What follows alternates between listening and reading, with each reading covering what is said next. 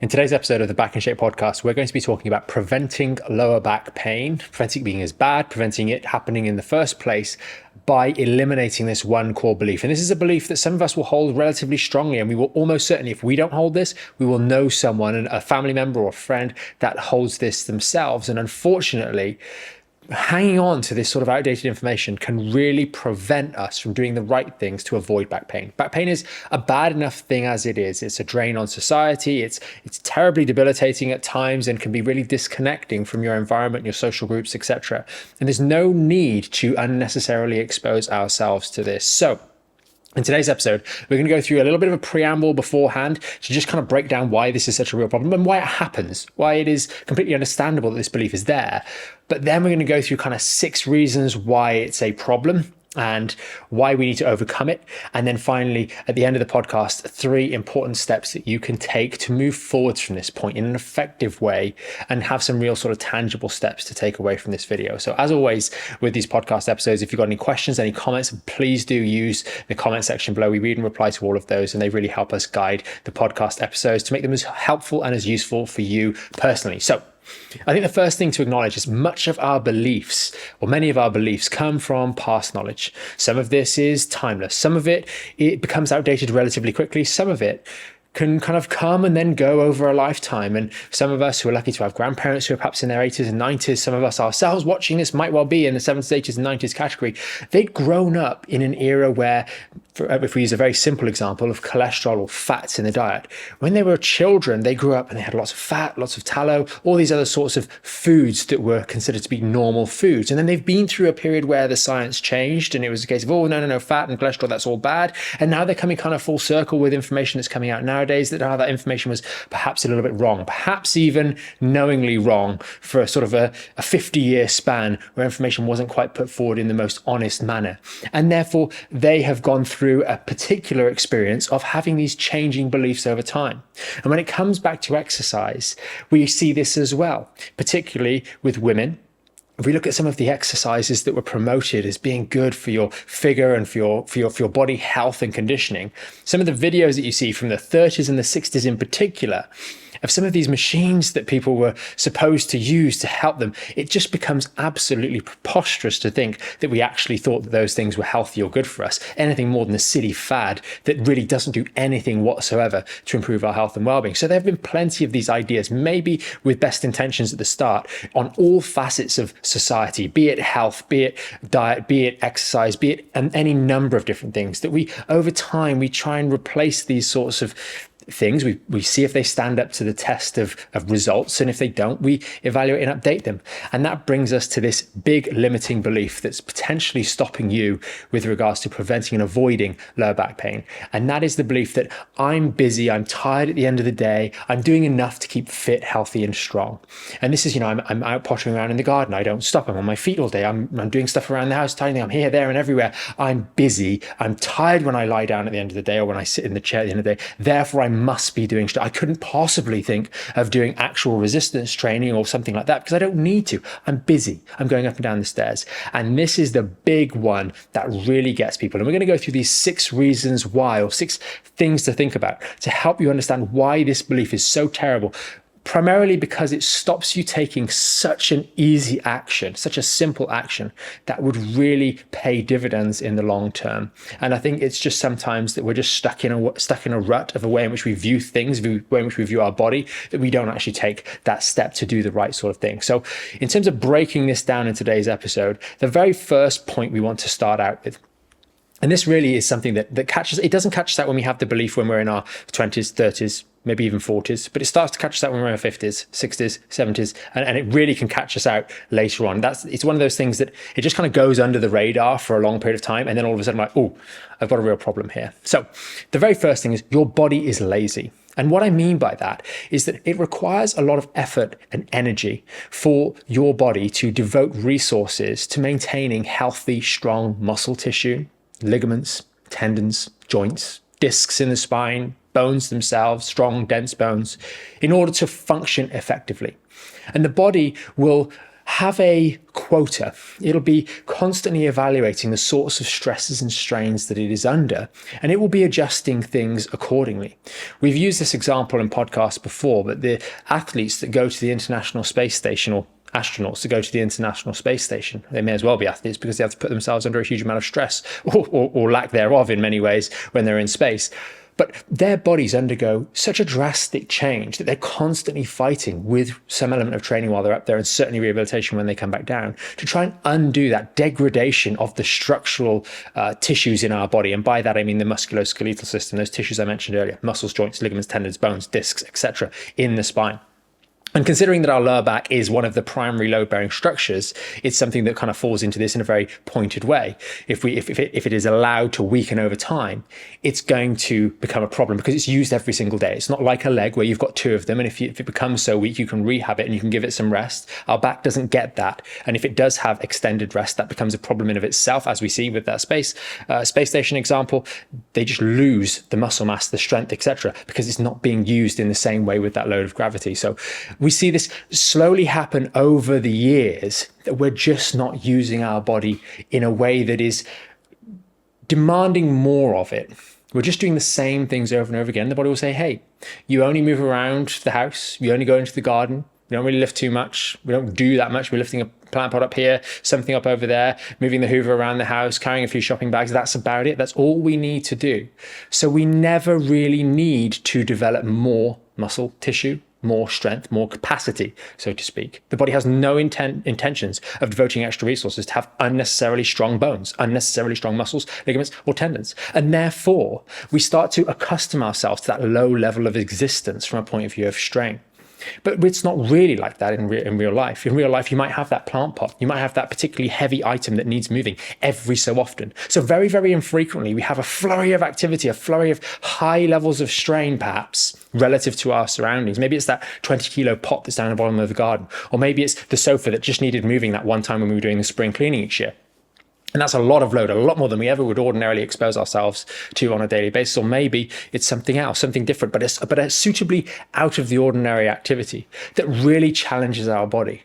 And what's more, when we do have that extremely abnormal high level of load, we're often not thinking at all about our form. We're not thinking at all about appropriate healthy movement because we haven't had any training in that. We haven't had any conscious thought into moving in an appropriate way that's good for our knees, hips, backs, ankles. We just kind of go through life. And because we're operating through a very low intensity, on a low intensity environment plane, we never have to think about those things because we get away with them all the time, but we're just getting away. And the moment we start to get things creeping above that threshold, we start to often run into problems.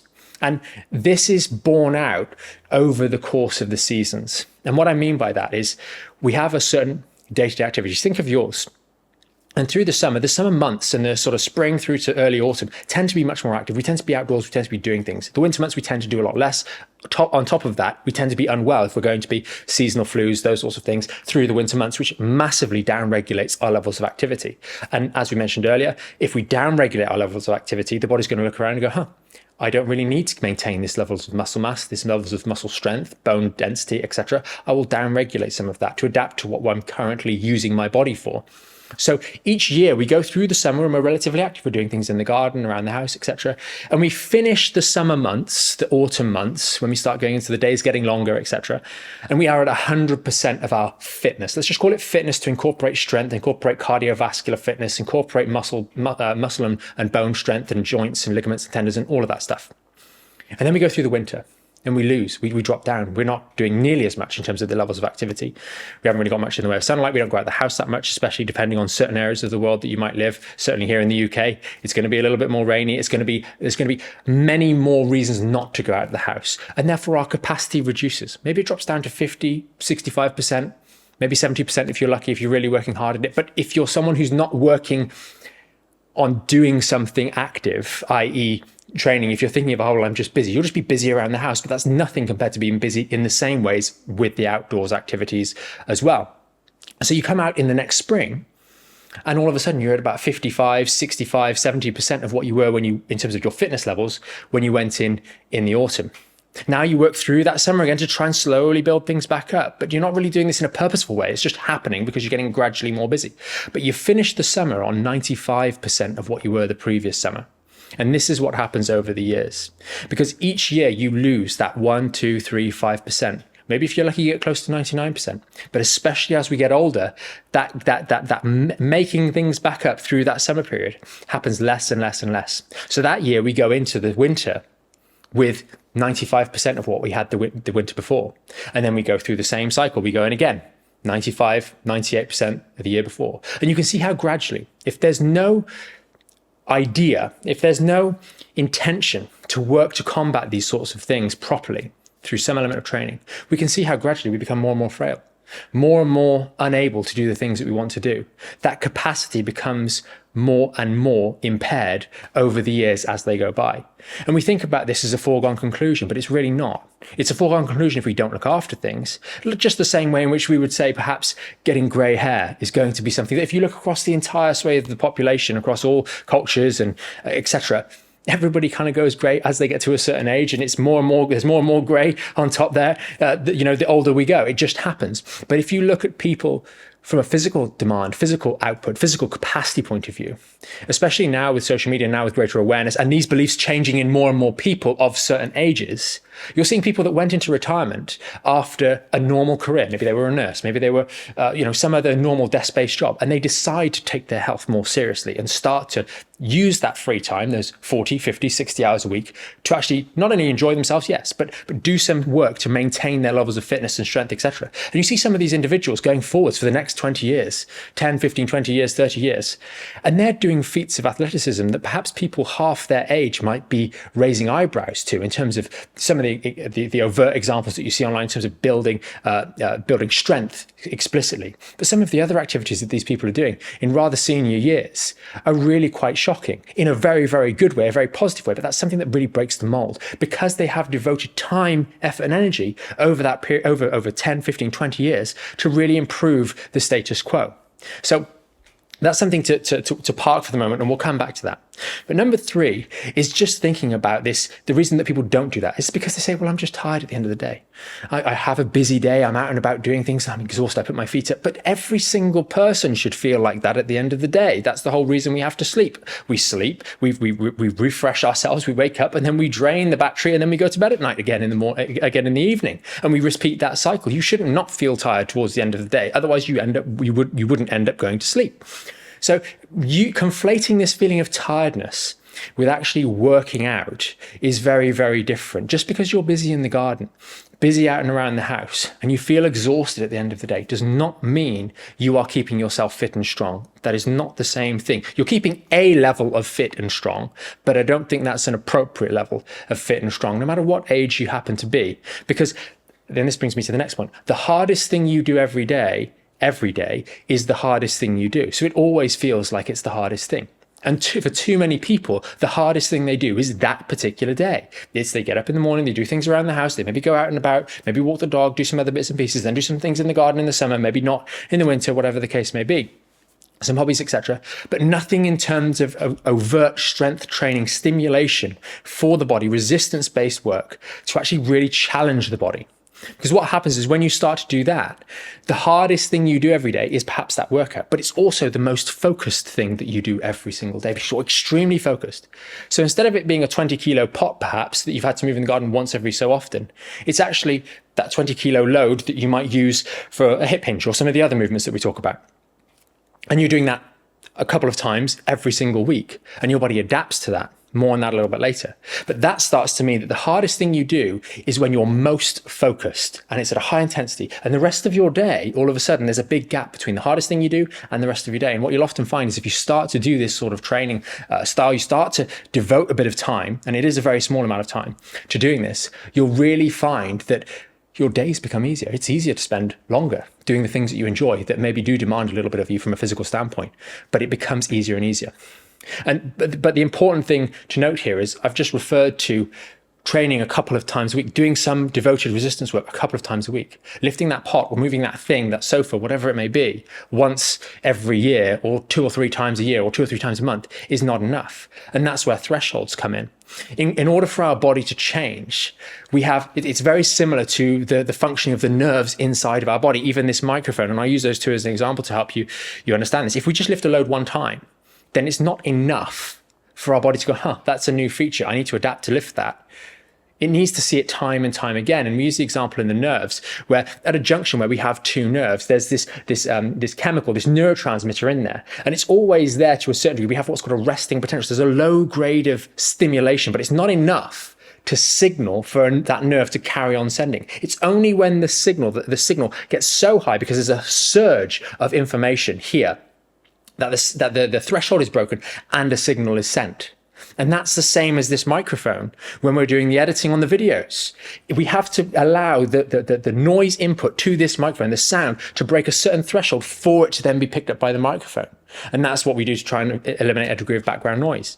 It's the same thing with your training. If you're just doing it once off, that's kind of the background noise. But when we're doing it day after day, week after week, month after month, year after year, your body will gradually start to know that this is what it is expected to achieve. It is what is expected to be used for. And this repeat exposure, which is the final point, every single day or a good number of times a week, and we'll get into that in a moment, sort of typically it's going to be 3, 4, or 5 times a week, can really make a drastic difference in the individual person. It can start to trigger your body to make changes that build that strength. And that brings me to really the back end of this episode of the Back in Shape podcast. 3 things to help you sort of frame this going forwards. Number 1 is the biggest objection is I don't have the time for this. Didn't you realize? I'm busy and I'm tired at the end of the day. But what is the time? Granted, when you first start out some of the things, you want to make sure that you're safe and you don't want to cause any unnecessary injury. We're doing this to prevent us getting back pain in the future. We're doing this to improve our resilience. We don't want to get injuries as a result.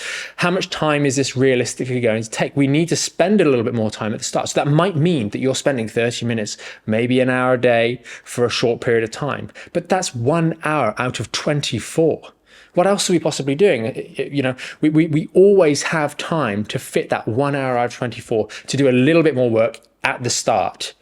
And that might mean that you're doing that for maybe a month, a couple of weeks, maybe 6 weeks, to just work to get things done properly. But that 6-week period, that 1 month period will be setting you up for perhaps the next 20, 30, 40 years or more of prosperity, of not having these problems, of being much more resilient. Granted, if something does happen out of the ordinary, you might become injured, but you will be much better at recovering faster, having less troubles and less likelihood of turning chronic. It's a small investment on the grand scheme of things. But for the average person, as I alluded to earlier, it might be 3, 4, or 5 sessions of 30 to 45 minutes every week. That means you're talking about devoting 3 to 4 hours out of 168 every week. You can't find the time for that. It's not an appropriate excuse at all to say that you do not have the time to do this.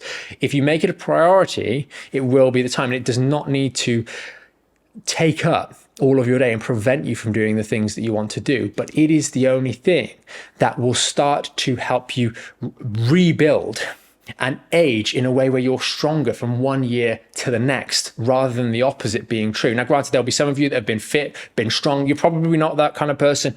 Or if this was you, you probably wouldn't be watching this podcast because you're already doing all this stuff. But for the people that have this belief specifically, you're gradually going like this. And just a little bit of that 3 to 4 hours every 7 days can really start to turn things around. And you'll find that perhaps over the next 10 years, you become stronger, more fit, more healthy, more resilient than you were in the former 10 to 20. And that has been happening in terms of members that we've seen over the years, in terms of clinic patients that we've seen over the years as well. But if we're going to do this safely, we need to observe number 2, and that is the technique. The technique is so very important. If you do these things, you just think, oh, well, I'm just going to do a bunch of squats. And those are some of the exercises that we talk about in a moment. I'm just going to do a bunch of these things willy-nilly, you're just going to get injured. And that's not going to be good either. If you're not someone that's done these things over the years and had formalized training in it, then don't be so brash as to rush ahead and just do it of your own accord. You need to make sure you're doing these things properly. Just like if you were going to, plumb in a new sink, you'd want to make sure you're doing things correctly. You might speak to a colleague, you might speak to a friend, you might speak to a family member to make sure that you're doing it right. It's important. You've only got one spine, as I mentioned earlier. You want to make sure you support it correctly, and we don't end up inadvertently inadvertently causing ourselves trouble through common errors that are easily fixed, but they need to be identified if they're going to be fixed. And that first part of technique is going to be getting your core engagement correct and your posture engagement correct. We talk about a chest pop movement, bringing the sternum here up and out. So many as we age, we go down and backwards and we kind of slouch and slump through too much time sat in chairs. Another thing to bear in mind, the average adult over the age, I think it was of 70 years of age, spends 11 hours a day sitting. So if you think that you're doing enough to actually counteract that 11 hours of sitting, and then the other time that you're on your feet just pottering around and doing other bits and pieces, we're really wrong there. We really are missing something very big. You have to devote this time, and it's really so important to avoid real issues as we get older, which I'll kind of close out with. So alongside getting our core engagement and our posture engagement correctly with that chest pop, so we're engaged and we're strong through the mid back and through the lower back, so we're protecting our spine and using our muscles properly, we want to use real world exercises. We don't need to do any fancy things. We don't need to do any fruity movements, bouncing on one leg on a Swiss ball whilst reading the dictionary. Nothing crazy like that. We should do simple movements that we use in the real world. And we'd like these 3 movements: sitting on the toilet seat, washing your face, and going up the stairs. What are they? It's a squat, it's a hip hinge, and it's a reverse lunge. Those 3 movements are applicable to everything you do in daily life, more or less everything you need to do. And they also help you build strength in your back whilst you are doing a movement that you're going to be doing every day anyway. And that is a key, or those 3 movements are key movements of being mobile, of being an active person. And so often as we get older and older, we get robbed of that activity because we lose our ability. We become less able over those years. And it's always the walking, it's always the getting up onto your feet and getting them to work that goes. Why? Because we haven't devoted any meaningful time to doing that. We thought just because we were walking around on our feet that they should be strong. And that's not the case at all as we start to think about the actual movement that goes through our legs when we're pottering around and doing these sorts of things. It's just not appropriate, and we're not building any meaningful strength whatsoever. But then the third part of technique is practice. You've got to practice these things. As I mentioned earlier, sometimes when you're starting out, you're going to have to practice a little bit more regularly. But once you've got the practice down, we can then move into point number 3. And point number 3 is adding resistance and load. And you might be thinking, goodness gracious me, I can't add load. I shouldn't be adding load. You should, and you can, but you've got to do it safely, and you've got to do it steadily. Know that the load-bearing structures, the spine, the discs, the bones, etc., they change very, very slowly. Your muscles are going to change much, much faster. No matter what age you are, the disparity between those 2 tissues and the rate at which they change is something that's notable. So we want to move things forwards in a slow manner. There's no need to rush here, especially if we're working on from a preventative point of view.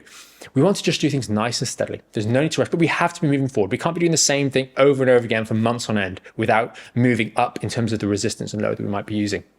We've had some fantastic stories of members, particularly with regards to objective measures that you can get nowadays, like DEXA scans, so that's bone density scans, of people in their 60s and 70s going through and doing this sort of stuff and increasing bone mineral density. Especially for ladies, that's something that's really, really important as we get older, because it's often a foregone conclusion that we're just going to go on a slow decline. Not only our fitness, our strength, etc., but also our bone density is going to drop down. And we think of these horror stories of these people who are in more senior years. They sneeze and they fracture a vertebra. It's not a very pleasant place to be in, but that has not a position that's come overnight.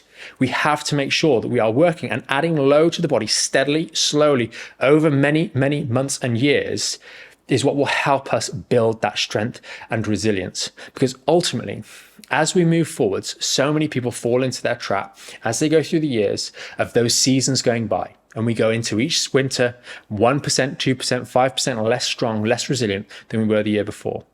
And we see the consequences of that borne out in consequences of hip fractures as we get older, consequences of falling as we get older, risk of falling as we get older, and all the terrible consequences that fall downstream or that are downstream of those sorts of things. By devoting some real time, a small amount of time, relatively speaking, to doing some strength work, because you just being busy wandering around the house is not enough to do it. You can really start to reverse some of those changes and really improve the overall health of your lower body and of your body in general, and as this is the Back in Shape program and it's the Back in Shape podcast, the health and resilience of your lower back too. Choosing those right movements is really, really important. It doesn't need to be complicated, as I mentioned, but if you just do one thing and you get started with those 3 movements and devoting a little bit of time each day and each week to learning how to do these and moving forwards in a progressive manner, you really, really will thank yourself. It's not the kind of thing that pays dividends immediately on day 1, although for many of you, it actually will. is something that has a cumulative benefit. And it's only after you've been doing it for a couple of months, maybe even longer, that you just take a moment to look back and go, hey, I'm actually doing things an awful lot easier. I'm actually able to do X, Y, Z extra things. I'm still able to go up and down the stairs. I've managed to dodge so many of the bullets that many of my friends who are perhaps my same sort of age, they've just gone and got a stair lift. Now the one form of exercise that was being done every single day is now gone. Well, what's going to happen there with that adaptive process? It's only going to go downhill much faster. We think about all these things, especially as we do get older, and we so often have more time as we are older, but with it's often that group of people, unfortunately, that maybe have those limiting beliefs a little bit more so. Younger people nowadays, people in their 20s, are going to be more encouraged to do these sorts of exercises and to devote a little bit more time because they've grown up with it being much more in their face. So hopefully this particular episode has been one that's made you think, perhaps you know someone, a family member, parent, grandparent, a brother, sister, who's maybe not devoting enough time to this sort of thing. And they're not aware that they could so easily avoid some of these challenges that come along later in life and have such negative consequences, the other side of them. They could so easily avoid them if they're proactive and started to work in a very, very simple way to improve their overall health. And it's not just the muscular system. Doing some of this resistance training improves your cardiovascular system, it improves your overall health and well-being, your immunity, etc. And we all know from the events of the last couple of years how important just general health and well-being is, and how so many of us take that for granted when we don't have any issues, and all of a sudden when our body is challenged by maybe a fall, maybe it's some sort of cold or whatever it may be, some sort of infection, some sort of life event, all of a sudden we realize, I've got to react now. And it's so much easier trying to get a strong back when you haven't got the obstacle of back pain, of sciatica, of terrible debilitating symptoms to deal with. So hopefully this is a warning. Hopefully you can get started doing some of that stuff, and hopefully you already are. And this has just been a refresher. Maybe you can share this video with someone else. As always, if you did find this video helpful, do let us know in the comments. Give us a thumbs up. Let us know what you thought. It's a bit of a different topic. It's not so much focused on back pain. It's more kind of like a pep talk maybe for some of you guys. If you did find it helpful, let us know in the comments, and we look forward to seeing you on the next episode of the Back in Shape podcast. Thanks for watching.